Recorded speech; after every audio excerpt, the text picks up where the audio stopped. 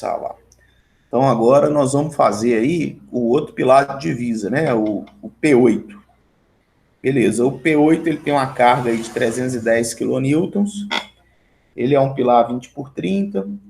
A cota de assentamento que nós definimos para ele aí foi 6 metros. Beleza. Então, a gente viu, né, que como ele é um pilar de divisa, deixa eu só pegar a distância lá, voltar para a distância é 5,30. Como ele é um pilar de divisa, então ele é o pilar P8 que nós vamos fazer agora.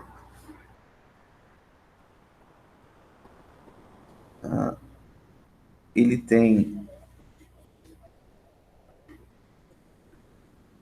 é de divisa, né? Então ele vai gerar uma excentricidade. Ele está ligado ao pilar P9. E esse comprimento total lá, viu que é 130. Vou só voltar para pegar a carga aqui, que eu panguei na carga. Carga do P8 aí, 310. Então, aqui, 310 quilonewtons. Beleza. Então, para a gente definir a resultante R8, que é aquela que realmente a fundação está suportando, a gente precisa conhecer a excentricidade que é formada entre o ponto de aplicação da carga e o ponto de resultante da fundação ali devida. Então, como isso acontece fora do mesmo centro de gravidade, forma-se uma excentricidade, dá origem a um momento, e a gente tem que ligar obrigatoriamente esse elemento de fundação a um elemento centrado, né? Essa estrutura aí é um elemento centrado por uma viga que a gente chama de viga de equilíbrio. E a gente viu que essa resultante R8, ela vai valer a carga P8 vezes o comprimento menos a excentricidade. Só que para a gente encontrar essa excentricidade, a gente precisa conhecer o valor da dimensão da fundação, que é o que a gente está dimensionando. Então, na verdade, a gente vai ter que adotar um valor para B. Quanto nós vamos adotar aí? Eu adotei 1 metro. 1 metro. 1 metro. Então, a gente adotou um B de 1 metro. A excentricidade, ela vai valer 1 dividido por 2, menos o Bzinho do pilar, que é 0,2 dividido por 2, vai dar aí 0,4 metros. Então, a resultante R8 vai valer a carga P8. Vou majorar ela, tá? Então, 310 vezes 1,4, vezes o comprimento L de 5,30, 5,30 menos a excentricidade. 469,43. 3 quilonewtons. Então, se a gente já conhece a carga que a fundação vai estar submetida, a gente pode partir para o dimensionamento. A gente viu que a gente começa pelo dimensionamento do fuste. No fuste, a gente viu que o diâmetro do fuste, ele vale raiz de 4 vezes a carga de cálculo, vezes o coeficiente γc, que depende se ele vai ter revestimento ou não, dividido por π vezes 0,85 do FCK.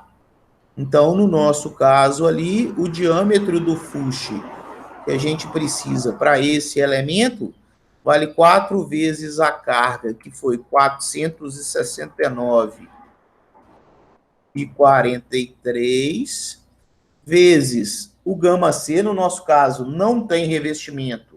Então, se não tem revestimento, é 1,6, dividido por π, vezes 0,85, vezes o FCK do concreto, 25 MPa, é 2,5 kN por centímetro quadrado.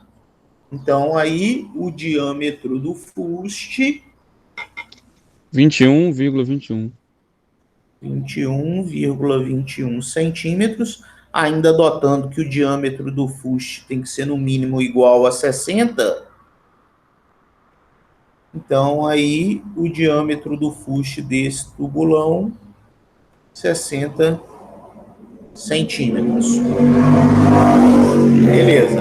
Achamos o fuste, a gente pode fazer o dimensionamento da base. Eu vou só copiar o SPT aqui, gente, só para facilitar aqui.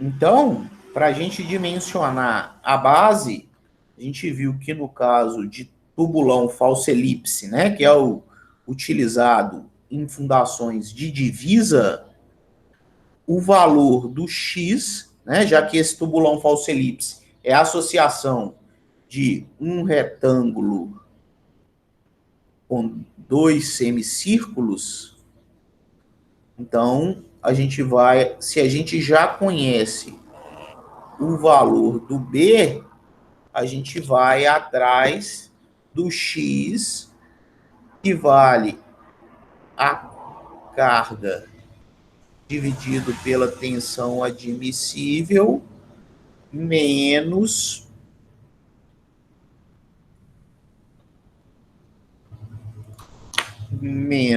a área do círculo, que é a área da soma dos dois semicírculos, né?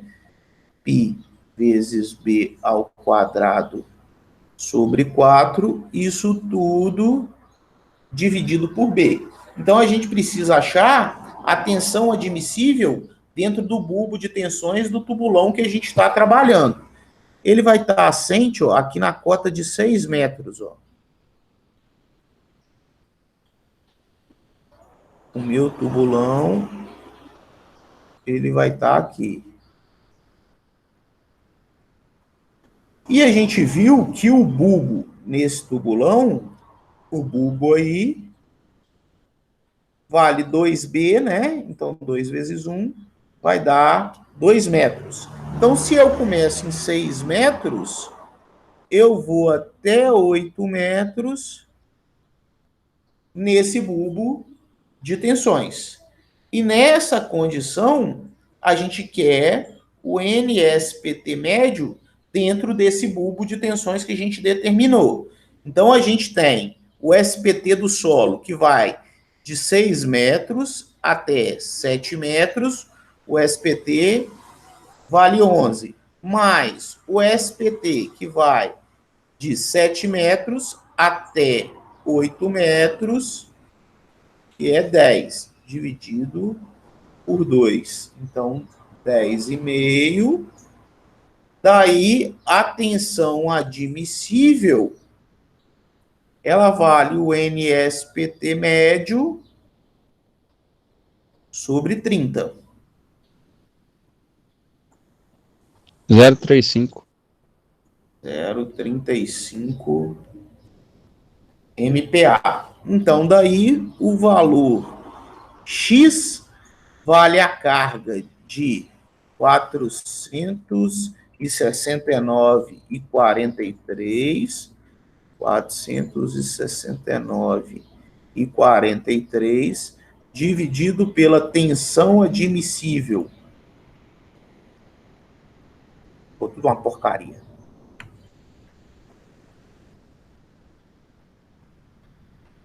Então, o X vale a carga de 469,43 dividido pela tensão admissível, 350 kPa, ou 0,35 MPa, menos a área da base, que é π vezes o B ao quadrado sobre 4, isso tudo dividido por B. Então, o X 0,56. 0,56 metros. Então, o X aí vai ser 60 centímetros. Porque a gente sabe que o X tem que ser maior ou igual ao diâmetro do fuste. Isso também é uma regra. No outro, a gente não fez essa regra porque deu muito alto, né? Mas ela tem que ser obedecida. Então, o valor de X tem que ser maior do que o DF. Sendo assim, né, o nosso tubulão,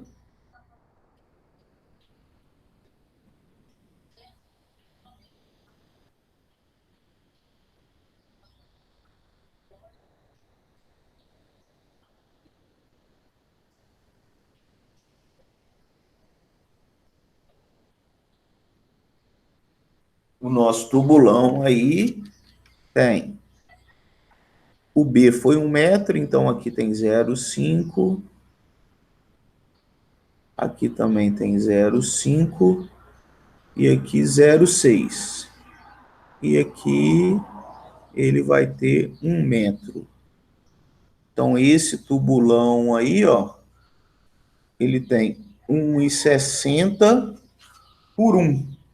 A gente já conhece as primeiras dimensões, né? Então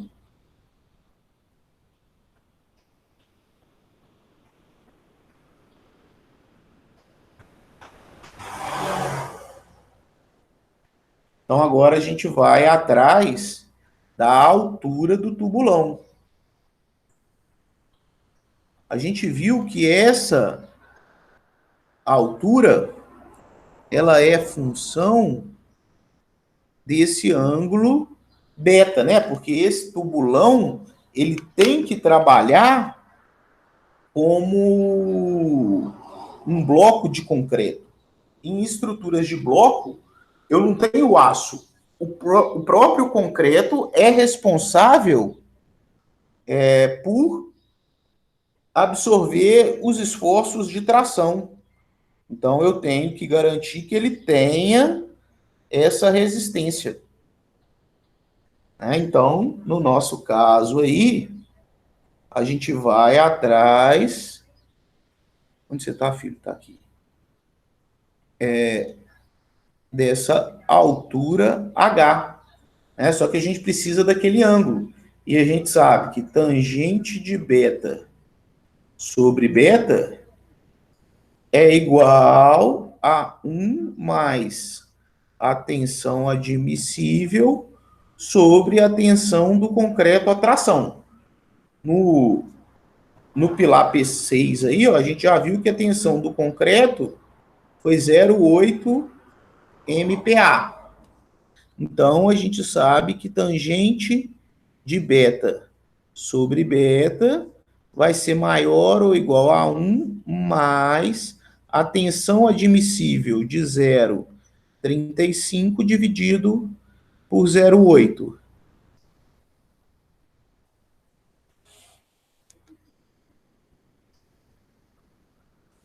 1,44. 1,44.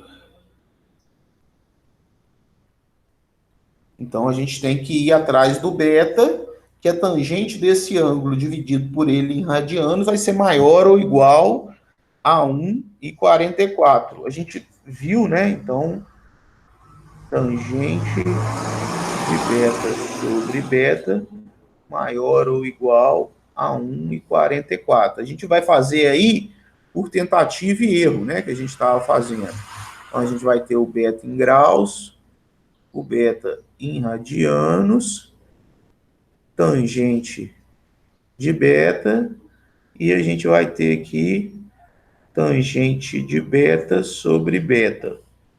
A gente viu que 60 graus, se eu não me engano, lá deu 1,65. O nosso está sendo bem menor do que isso. Então, eu já vou chutar aqui um número que eu sei que vai dar menor do que esse valor, de 1,60, né, que deu 60. Então, eu vou adotar um ângulo menor do que 60. Vou chutar aí 55 graus. 55 graus são quantos radianos? 0,96 em radianos. 0,96. Tangente de beta. 1,43. 1,43. Nossa senhora, então eu tô bom pra caramba de chute, hein, velho? Puta que pariu. 1,43 dividido por 0,96. 1,48. Nossa, eu tô fenomenal no chute. Foi chute mesmo, velho. Não fiz nenhuma verificação antes. Se fosse 54 graus aí, ó, o beta em radianos, 0,94.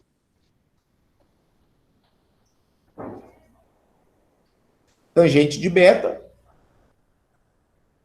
1,38. 1,38, a divisão entre os dois, 1,46. 1,46. Provavelmente, se eu fizer 53 graus, vai dar, ó, quer ver?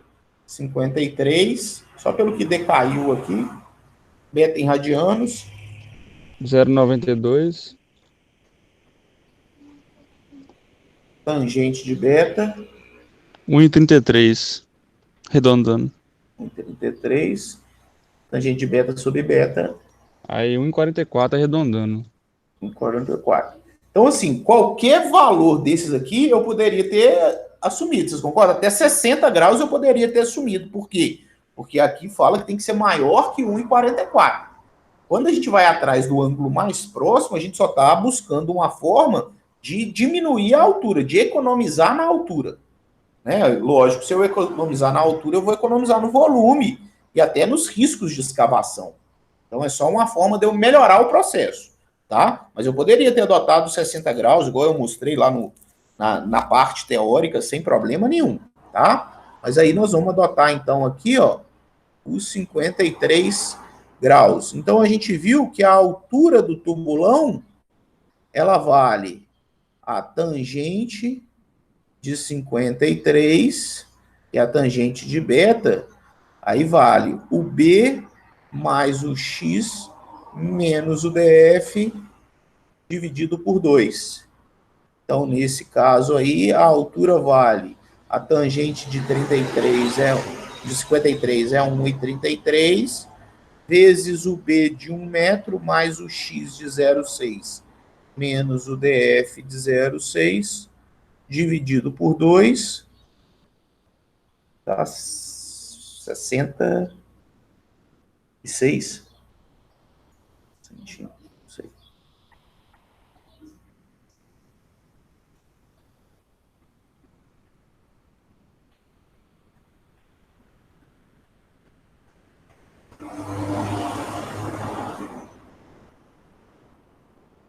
0,665. 0,665 metros. Então a altura aí vai ser 70 centímetros. Então esse nosso tubulão aí. Nossa, finalzinho ali gambiarrou o trem. Eu acho que não tem jeito de apagar só o pedacinho.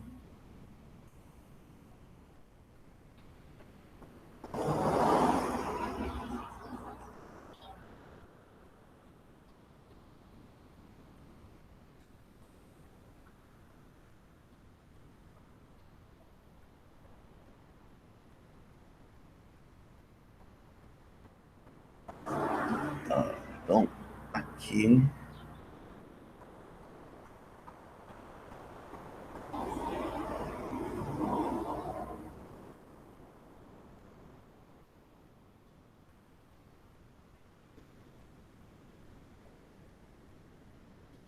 Então, essa altura total aqui foi 0,7 metros.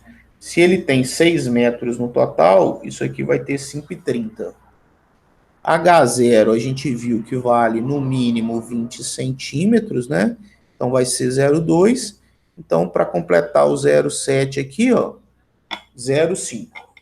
Aí a dimensão aqui.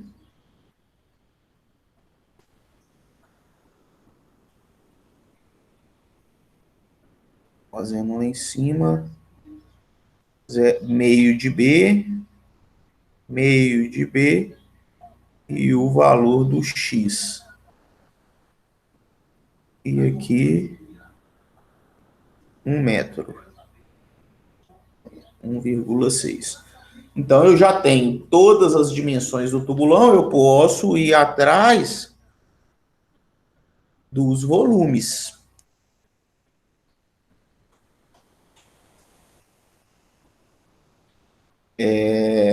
O volume do fuste vale a área do fuste ao quadrado, que é πd ao quadrado dividido por 4.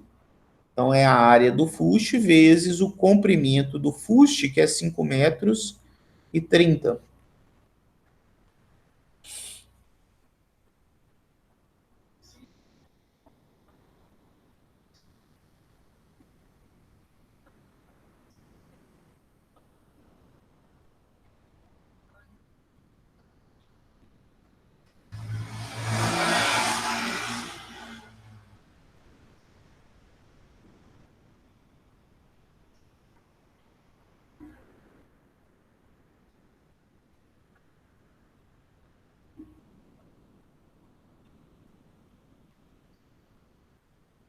Um e meio arredondando. 1,5 metro cúbico.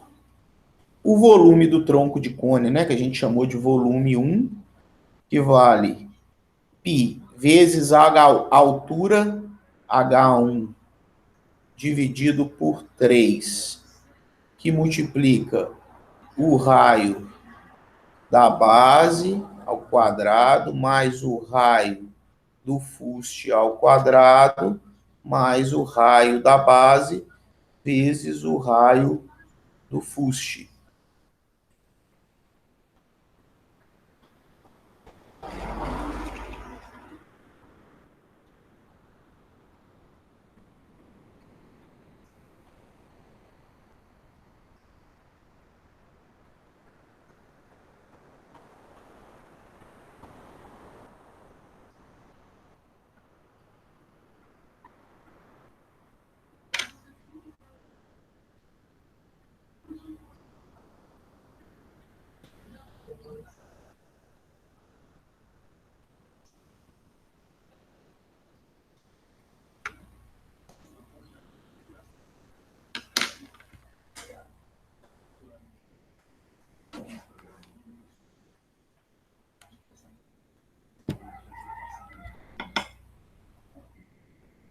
Zero vinte e seis.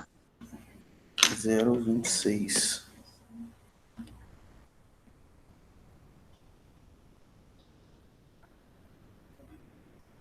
Zero 0,26 metros cúbicos. O volume da pirâmide central, que vale o X vezes o H1 dividido por 2, o raio da base mais o raio do fuste.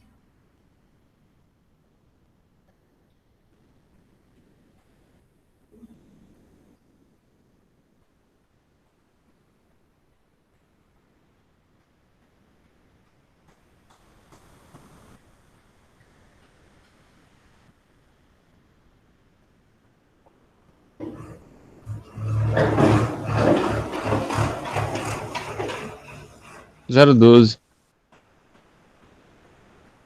0,12 metros cúbicos. E, por fim, a parte de altura constante aqui, né? Que a gente chamou de volume 3. No caso do falso elipse, é um círculo, porque é 2 semicírculos, então é π vezes o diâmetro do círculo ao quadrado sobre 4, mais a área retangular, que é x vezes b, isso multiplicado pela altura H0, que é 0,2.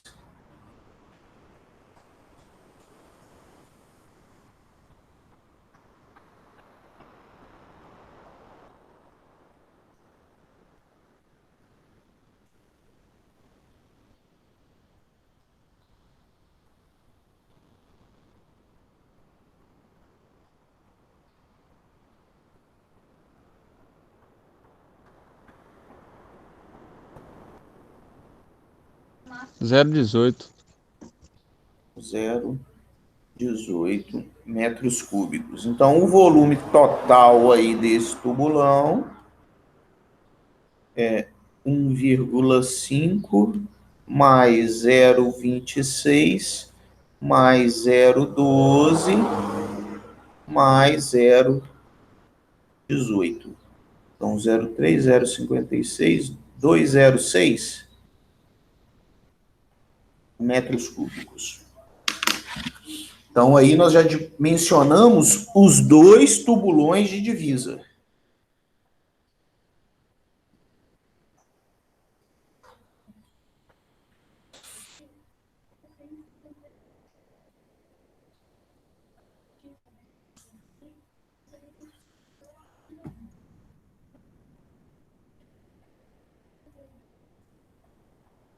Ok? Deu isso aí? Isso mesmo, 206 mesmo. Às vezes eu não confio muito na cabeça, não.